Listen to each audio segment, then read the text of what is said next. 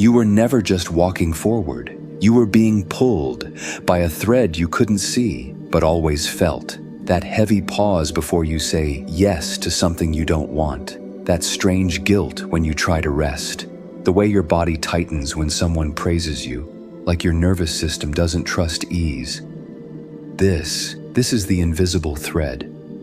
It doesn't announce itself. It doesn't snap like a chain. It whispers in your decisions, in your relationships, in your silence.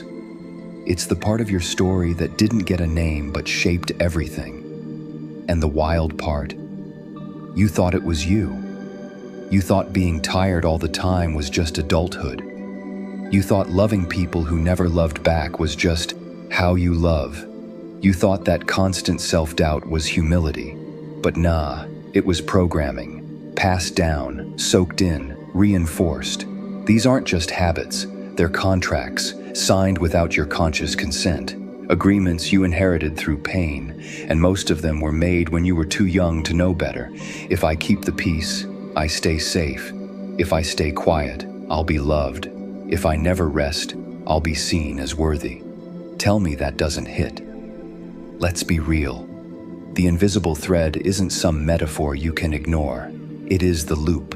It's what ties you to people who drain you, to environments that shrink you, to a version of yourself that looks good but feels empty. And the more you grow, the more that thread pulls, because your soul wants to stretch. But the thread? It tightens when you try. It says, stay here. It says, be who they need. It says, don't go beyond the story. But you've already outgrown the story. And that pressure you feel? It's the thread starting to snap. You can't cut what you won't name, and that's the part most people avoid. Because once you name the thread, you can't unknow it. You can't go back to pretending it's just your personality, or your zodiac sign, or just how you are. Nah, now you know. Naming the thread is like turning on a light in a room you've been sitting in for years. You start seeing things you never questioned before. The real reason you don't ask for help? Because somewhere deep down, you believe you're only lovable when you're useful. The reason you hustle past exhaustion, because you were taught that rest is laziness and your worth is tied to what you produce. The reason you say, I'm fine, when you're falling apart inside. Because somewhere, someone made you feel like being emotional made you a burden. Let that land. These aren't quirks, they're codes, handed to you through silence, repetition, or the look in someone's eyes when you disappointed them. And sometimes the thread didn't come from trauma. Sometimes it came from survival admiration. That strong auntie who never cried. That grandmother who raised 7 kids alone. That parent who sacrificed everything and never asked for anything back. You saw their strength and made a vow you didn't realize. I won't need anything either. I'll never be the weak one. I'll keep it all together. But keeping it all together means you never let yourself fall apart. Even when falling apart is the most honest thing you could do.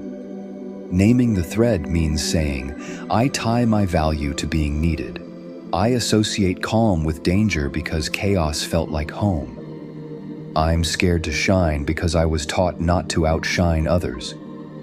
Whew, let that sit. Don't rush past this part. This is the moment the thread becomes visible. This is where the loop starts to stutter, and if your throat feels tight right now, good, that's the spell breaking. This work isn't about blaming, it's about revealing. When you can say, this thread came from my mother's survival. This thread came from that breakup I never processed.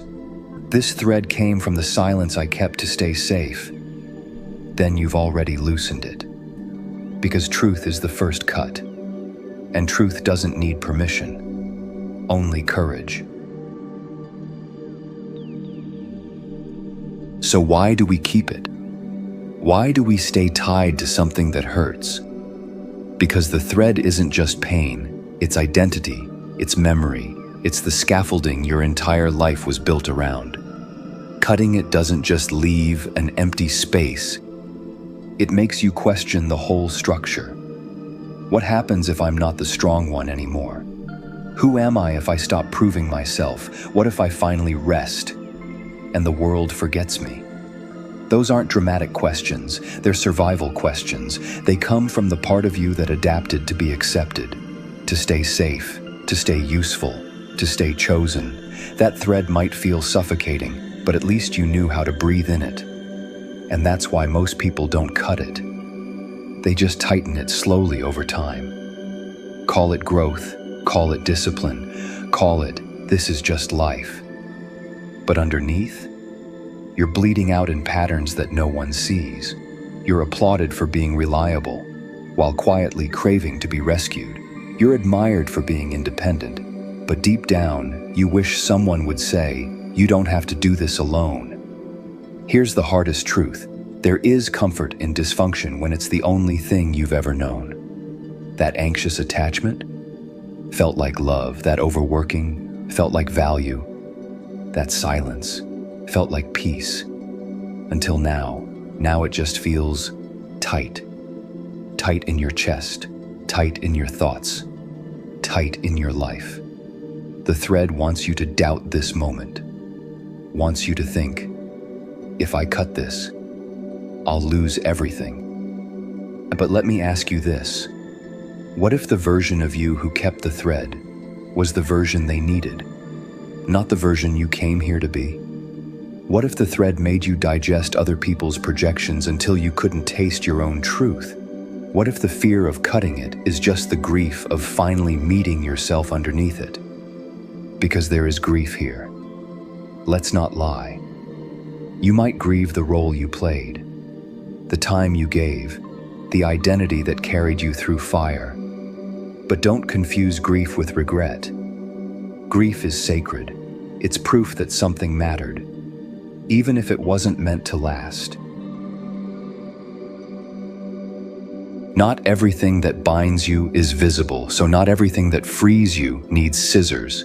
Cutting the thread isn't about aggression. It's about ceremony, intention, truth, and most of all, witnessing yourself in the act. This is ritual. And in ritual, we don't rush. We remember. Step 1, name the thread. Out loud. Say it. Not in your head. Out loud. To yourself. To your ancestors. To your shadow. To the mirror. I release the belief that I must suffer to be loved. I cut the thread that says I'm not enough unless I prove it. I am no longer the version of me that was built to survive. Don't worry if your voice shakes. Let it. The thread is already reacting. That tremble? That's the glitch. Step 2, write it, ink it, burn it, bury it. This isn't just shadow work, this is soul release. Grab paper, write the belief, the vow, the story. Then choose one of these rituals. Burn it. Watch it turn to smoke. Let it leave your body through flame. Bury it. Return it to the earth.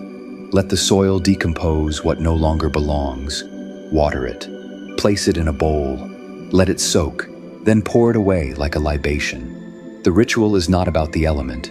It's about the witnessing. You saw it. You named it. And now, you choose something different. Step 3. Replace it. The mind doesn't just drop beliefs, it replaces them. So if you cut the thread and don't rethread it intentionally, your subconscious will loop back to the familiar. So here's your task.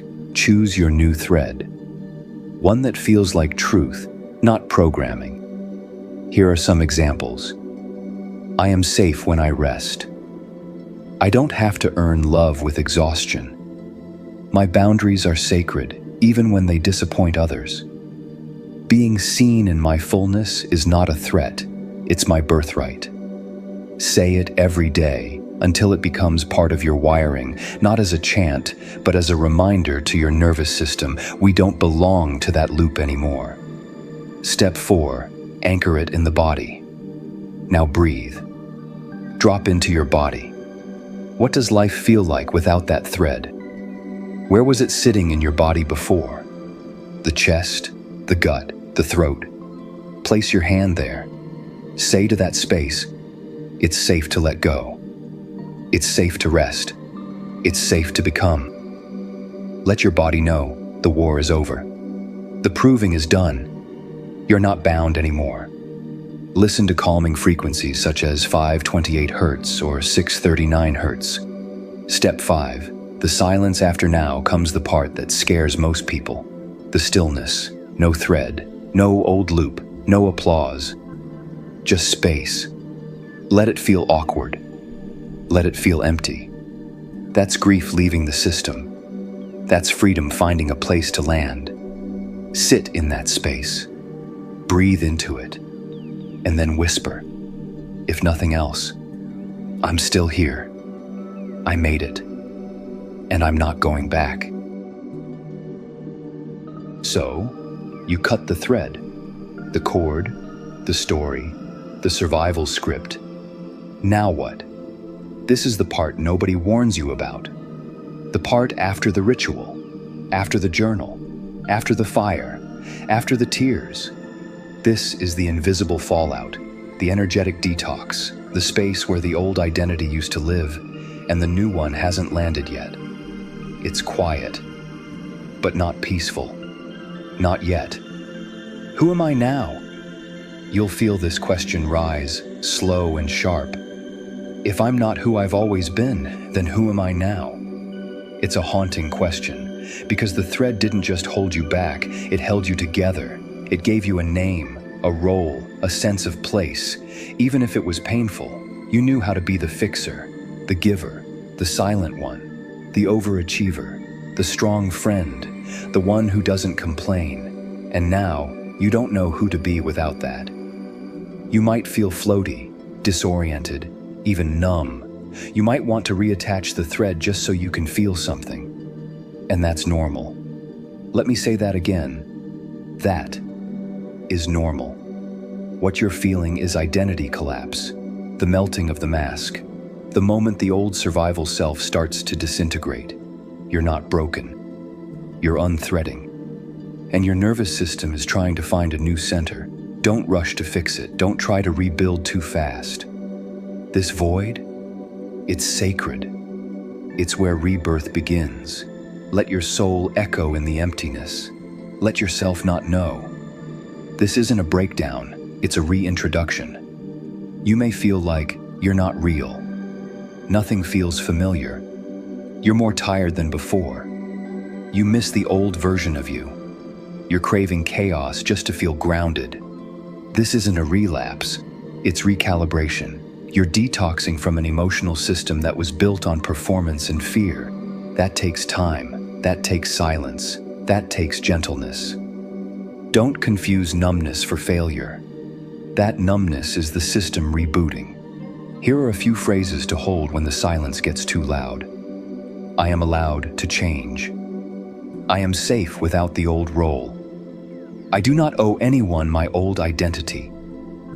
I am not lost. I am in becoming. The emptiness is making room for truth. Repeat them like soul medicine. Whisper them when no one's listening. Say them when the fear creeps in. Say them until your body believes them to you. Before the roles, before the fears, before the generational weight. Comment below one line. I'm learning to be fill in the blank. Not perfect, not fixed, not ready, just becoming. Because the truth is, you were never meant to stay in that shape. You're not a thread. You're the whole tapestry. And now, it's yours to weave. You did it. Whether you whispered it, wrote it, burned it, or just felt it move in your chest like a ripple, you did something most people avoid their whole lives. You noticed the thread. You named it. You cut it. But this isn't the end. This is the loom. This is where you begin weaving who you are without the survival mask. Because cutting the thread is never just about release. It's about remaking. What comes after the cut? What do you choose to believe now? Who do you become when no one is expecting anything from you? That's where your power lives, not in performance, not in perfection, in presence. Presence with your new boundaries. your new pace, your new language. Presence with the version of you that doesn't explain every decision, that doesn't apologize for peace, that doesn't ask for permission to be whole. Let this integration be slow. Let it be sacred. Let it be yours. What integration looks like, daily life. It's not fireworks, it's micro choices. Saying no the first time instead of the fifth. Taking a breath before you explain yourself. Resting without justifying it. Feeling the urge to people please and choosing not to. These are the new threads. Golden, honest. Woven from your truth, not your fear. They don't shout. They hum. You'll hear them when you're quiet. The Loop Breakers Challenge. Here's your challenge. Today, in real life, not just in the comments, make one choice that your old thread wouldn't have allowed. 1. Say no. Ask for help. Speak up. Pull back. Pause. Walk away. Claim joy. Then come back and type one word below. Done. No details. Just that. Let it echo into the algorithm like a spell, like a declaration. Done. Let the people who are still on the edge know it's safe to leap. Let your future self know you took the first step. So what happens after the cut, after the ritual, after the unraveling? You stand there, threadless, facing a question that echoes from the bones. How do I live now? That's where we're headed next. Join us for part 5 in the Break the Loop series, The Exit is Inside You, where we stop searching for the doorway out and realize it was never outside of us. It was built in. Part 5 isn't about escaping, it's about choosing. The version of you beneath the thread? She's already taking shape. No more masks, no more mimicry, no more waiting for permission, just you. Unbound. Ready.